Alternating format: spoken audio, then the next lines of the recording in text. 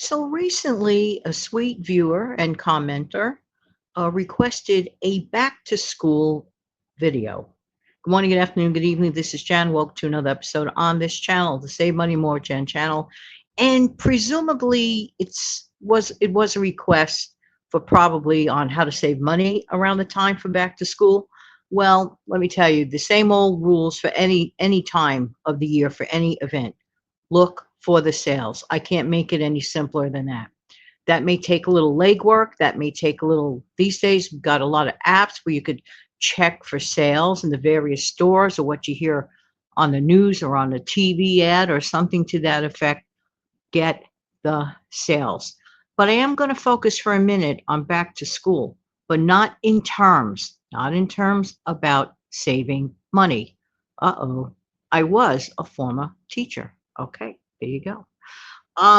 Let's focus on other stuff besides the sale part and the getting ready with clothing. Now, when I was growing up, I went to a private school, private elementary school, and also private high school as well. And we had to wear uniforms.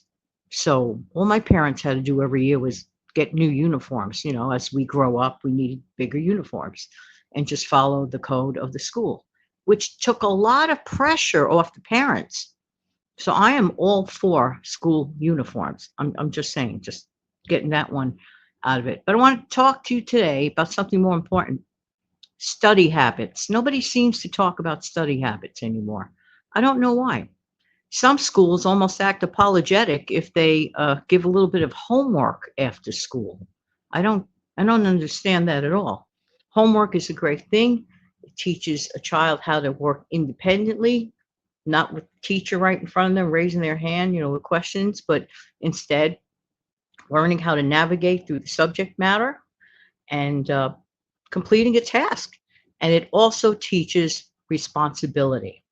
But I believe that the parents and guardians have another responsibility to see to it that on a school evening that the homework is priority number one. Get it done. Get it done as soon as possible. Have a little break, have a snack, fine, no problem on that. I am not for, I'm just sharing my opinion. Do whatever you want. But in my opinion, it's too long of a day to postpone doing homework till after dinner. It's sort of like making the school day like a 12-hour day, when in the elementary school arena, it shouldn't be that. In fact, I was always brought up, and my teachers back then and my parents, to get our homework done as soon as we got back from school. No such thing as running out the door to go play. Homework first. Just quick snack first to get a little energy boost. We get that little transition there. Homework. Once that is done, the child could like put a neat little ribbon on the end of their so-called work day, which it is a work day. Okay, they're going to school, they're working. And then the homework, it puts a little neat ribbon on it, and they're finished psychologically, in my opinion. I'm no psychotherapist. I'm just sharing what worked. It's really a great way for good study habits. Now, of course, there may be situations when there is no other choice in the matter but to do the homework after dinner or something to that effect. No matter when it is done, my suggestion is quickly and right away when the school day is over. That's my opinion. But if it has to be later on, here's the other thing. Make sure it is worth their while. If the child has a question and can't figure something out, always avail one person in the household to try to help with homework. Not do their homework. Big difference. Parents shouldn't be doing their children's homework, but if a child has a logical question that they just don't understand, so having that parent or guardian there to answer the question is really important. I think good study habits are the basis of having great performances at school.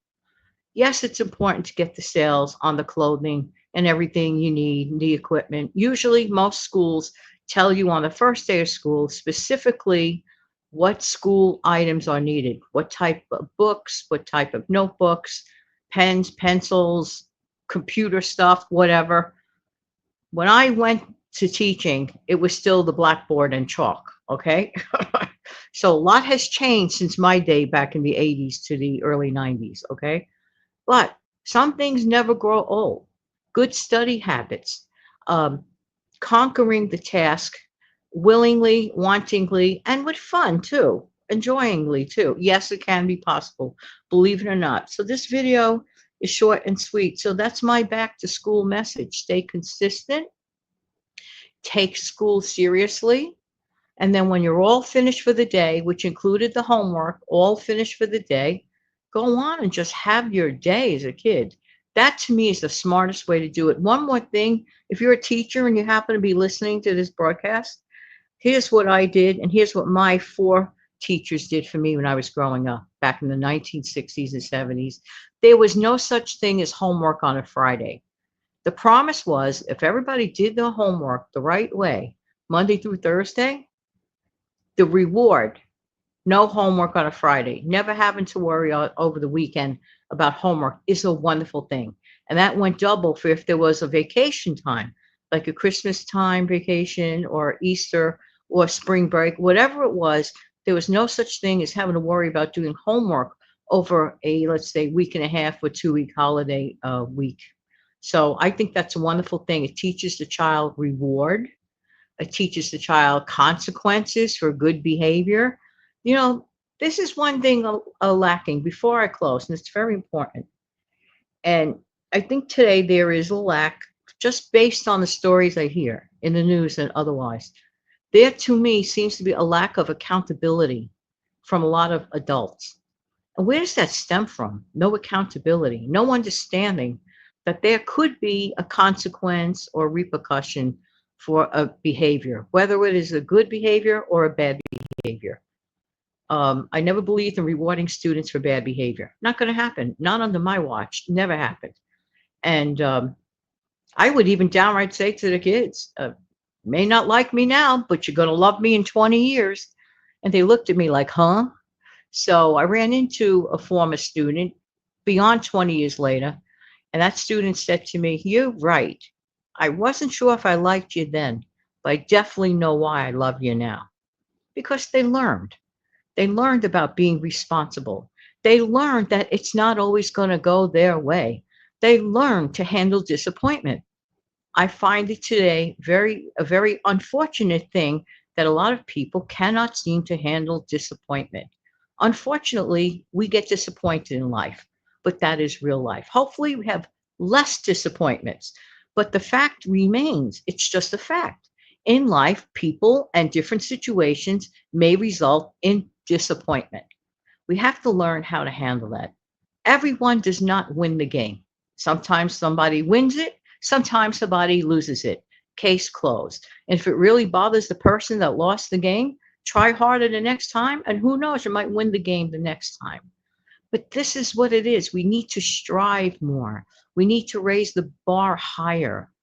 This is my opinion. And because somebody asked me about back to school, I decided, well, yeah, the common sense thing is go get the sales.